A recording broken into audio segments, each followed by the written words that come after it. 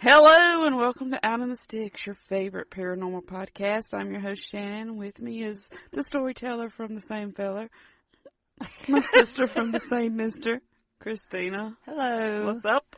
Not a lot. Okay. Not a whole lot. All right then. I'm hurting. Yeah. She had an accident. I had to take her to the emergency room the other night. She's clumsy. I tried to cut my leg off. Yeah, well, it happens. So. It happens. Yeah. Anyway. Moving on. Moving on. No, are you feeling all right for real? It's very painful. Very painful. I can imagine. So that was a fun way to spend a Friday night. Well, we didn't have anything else to do, so I thought we. Well, actually, I did. So I thought, but it's all good. I thought, we'll just go spend it at the emergency room with all of them. But it's all good. So yeah. Well, good times. Oh, good times. Yeah. All right, chick, what you got for us this week? Well, this week we're going to stay close to home. Uh-oh. I don't know if that's a good thing or a bad thing. We're going to go to Americus, Georgia. Oh, okay. That's very close to home. That is very close to home.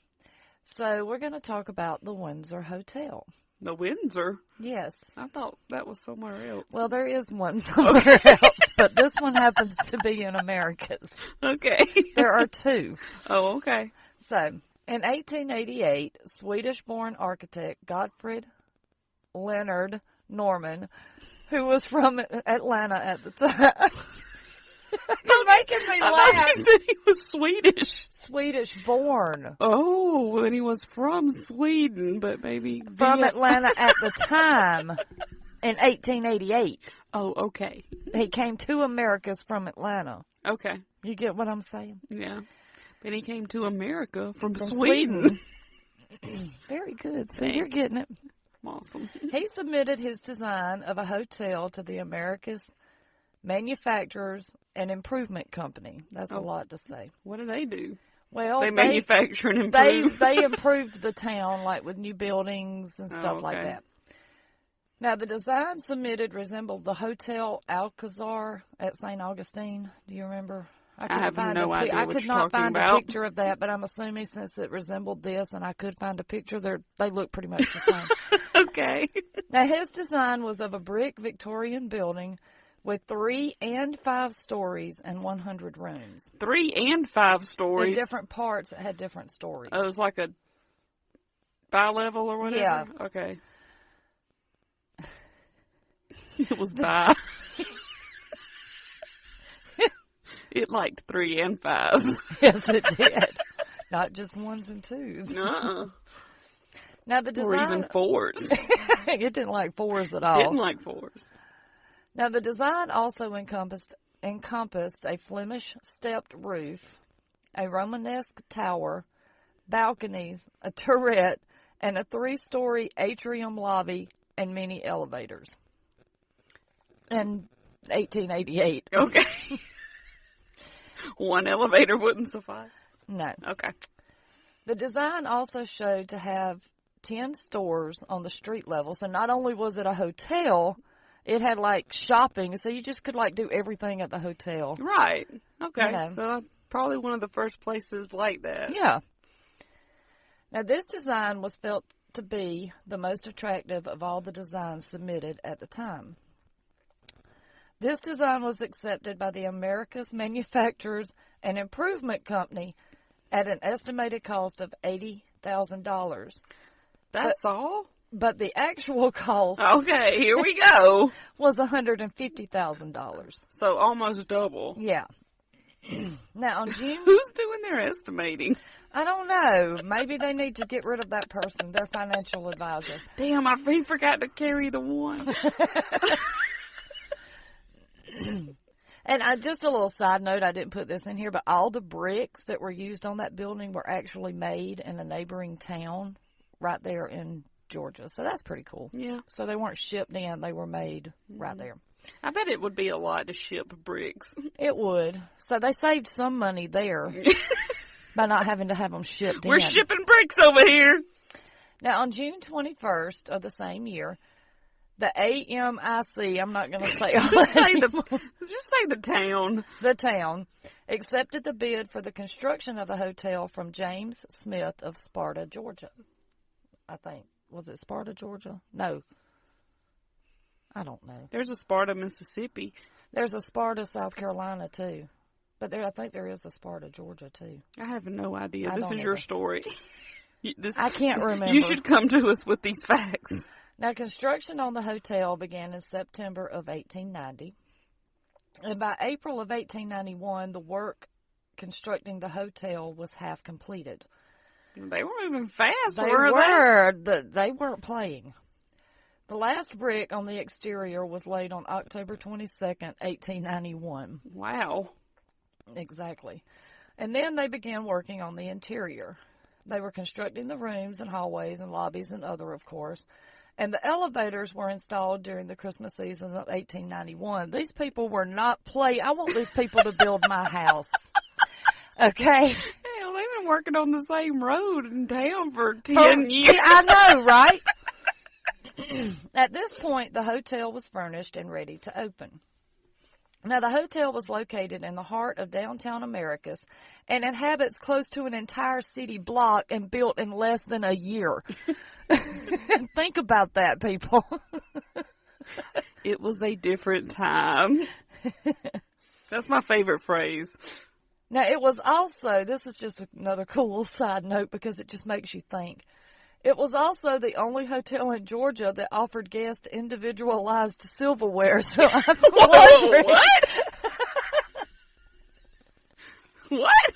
I'm wondering. So, like, a bunch of people sit at a table and pass the spoon? I guess so. Is that what you're saying? I guess because that's what it makes it sound like. But in this hotel, everybody got their own silverware. Wow, that's fancy. I know, right?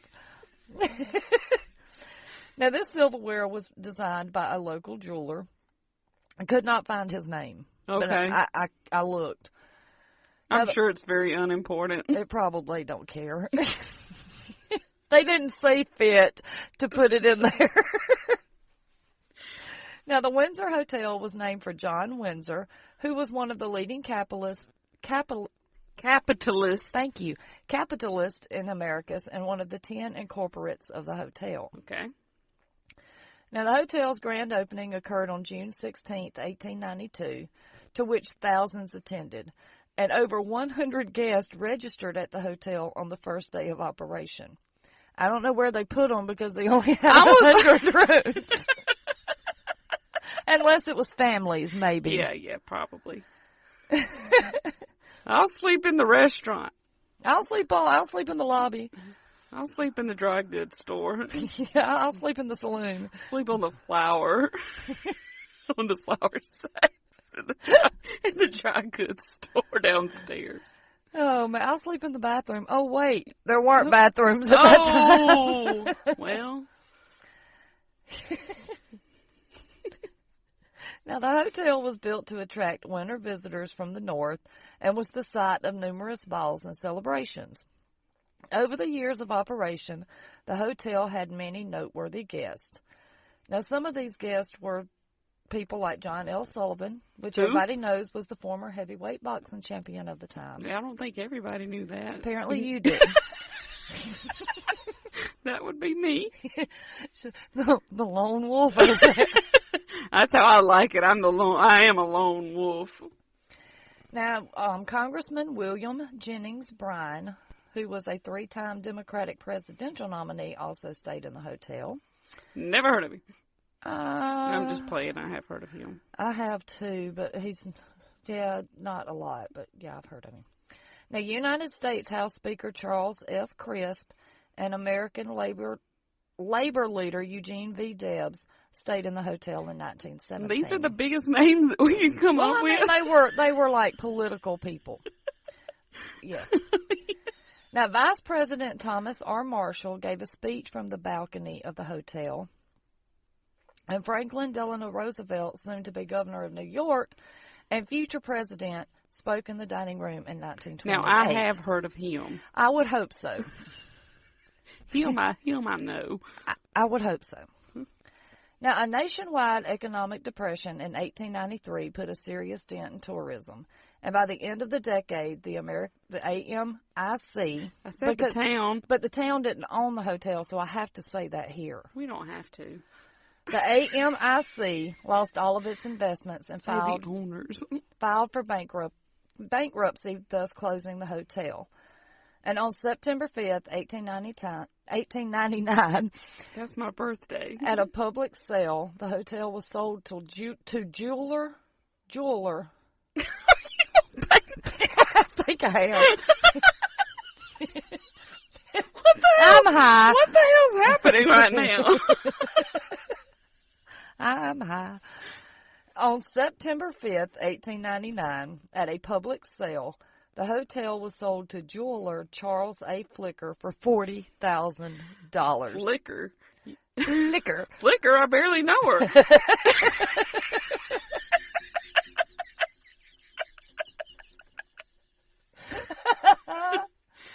Okay. Is he the jeweler that designed I wondered that. Maybe he was the jeweler that designed the silverware. We're just going to say that that's what happened. It was Charles. Yep. For everybody that wants to know.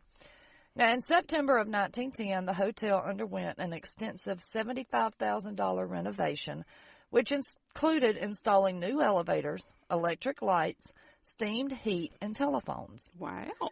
That was extensive. Fancy.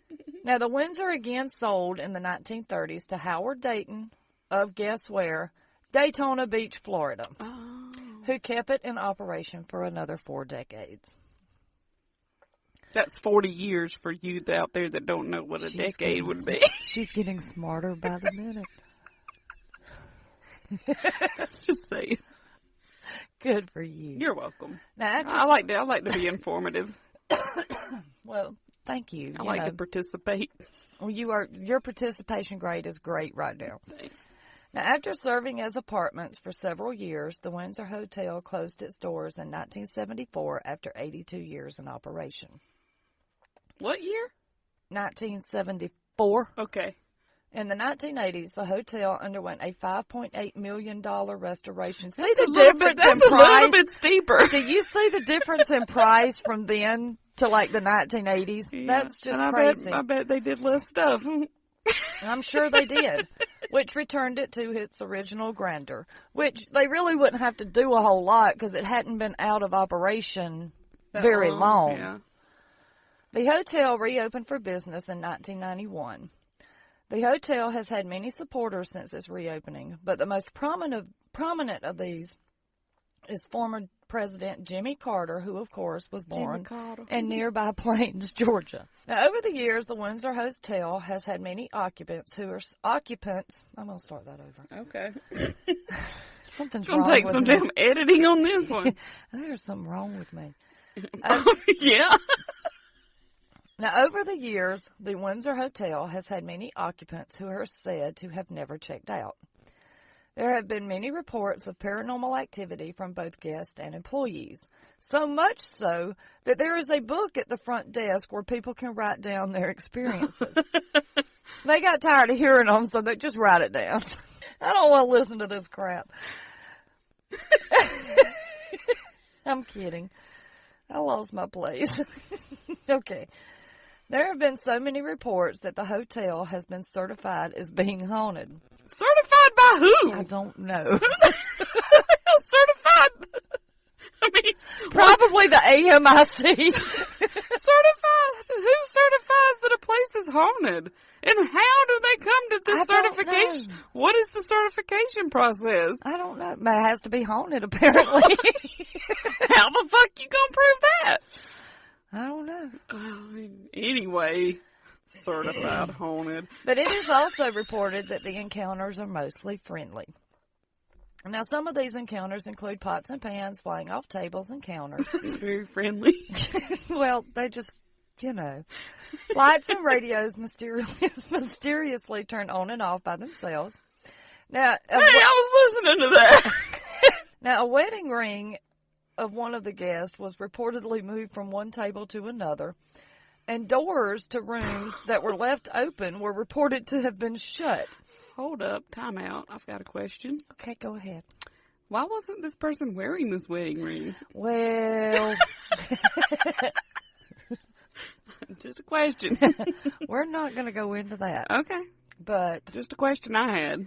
now there have also been reports of photos that show the reflection of a figure in the lobby mirror that was not there when the photo was taken. What now? There apparently is some photos that show a figure's reflection from the lobby mirror. Apparently they were taking a photo in front of the mirror and they didn't see anybody when the photo was taken, but in the photo it shows the reflection of somebody in the mirror. Maybe the person taking the picture. That's not supposed to happen. I mean, I'm not saying, I'm just saying. Well, I would think that they would know they would be in the mirror. I'm just guessing. I'm just asking. That's my job. Now, it is said that there are 3 spirits that inhabit the hotel. According to employees of the hotel, the ghost of Floyd Lowry. Who that? That's the hotel's former door and elevator man. Okay. He was the door and elevator man for more than 40 years at the hotel. Now, he can be spotted on a regular basis, and they have had reports of the doorman welcoming guests to their stay and helping guests with their luggage are common. But the only problem with this is the hotel no longer employs a doorman. I think it's just some man. It's just some guy who's retired, doesn't have anything better to do during the days. He's like, I'll just walk up to the hotel and help people with their luggage. Welcome to the Windsor. That's how some dude just doing that for tips. I honestly thought that when they said that. It's like some dude just going up there. Way to get money. It's like, I've got a job and I don't even have to work or pay taxes. Help you with your bag, ma'am? Now, the 2 most famous spirits that inhabit the hotel are those of a former resident housekeeper, Emily May, and her daughter, Emma. Emily and Emma. Yes. Now, in the 1920s, housekeeper Emily May was arguing with her lover in the hotel's 3rd floor hallway. Mm-hmm. Now, as the exchange of the argument became heated, her young daughter, Emma, came up beside her and started holding her hand. Now, in a fit of rage, Emily's lover pushed her into a nearby elevator, inadvertently also pushing Emma in because she was holding her mother's hand. Thus, mother and daughter fell 3 stories to their death. It is said that maybe the lover did not realize that the elevator shaft was empty, but I don't know how you could not know that. First of all, it wouldn't have been opened. You'd have had to open it. Right. The only time they stand open like that is if they're out of service. I mean, whatever. But whatever. Sounds fishy to me. It's a little fishy. Since then, guests on the 3rd floor have reported chilling sounds of a child's laughter and whispers, and they have also reported the eerie cries of a woman. Guests and employees report feeling the presence of a little girl, and some hear the child's footsteps running down the 3rd floor hallway. It is reported that guests see the fleeting reflection of a woman in a long black dress in one of the 3rd floor mirrors. And the doors to the service elevator where mother and daughter died can be seen slowly creaking closed. Oh, so it was the service elevator? Yeah. So it may have been open then. It may have. I was thinking like the regular elevator. I didn't think about that. So, if you're up for it, go book a stay at the Windsor. We'd be glad for you to visit Georgia and Americus. Come on down. It's cold you might right see now. The spirits. But come now. I will tell you that Americus is one of the most historical places in Georgia, so it's interesting to visit there. Yeah. Very interesting. So that's the story of the Windsor Hotel. In Americus, Georgia. Well, cool. So, I hit the microphone again. Always. I do. Always hit the microphone. All the time. All right. Well, that was interesting. It was, and it's close to home. Close to home. It took me forever to find something I wanted to do in Georgia, but then when I looked in Americus, it's like all kinds of stuff popped There's up. A lot of stuff in Georgia. It's hard to find information on some of it. I looked because there was a place in Atlanta I wanted to do, and I couldn't. What place? What place? one of the oldest cemetery in Atlanta, like up above, up around like Buckhead and all. Oh, okay. Well, maybe next time. Maybe. All right, guys. Just want to remind you that you can email us at outinthestickspod@gmail.com. You can reach out to us on Twitter and Instagram at OITS_podcast.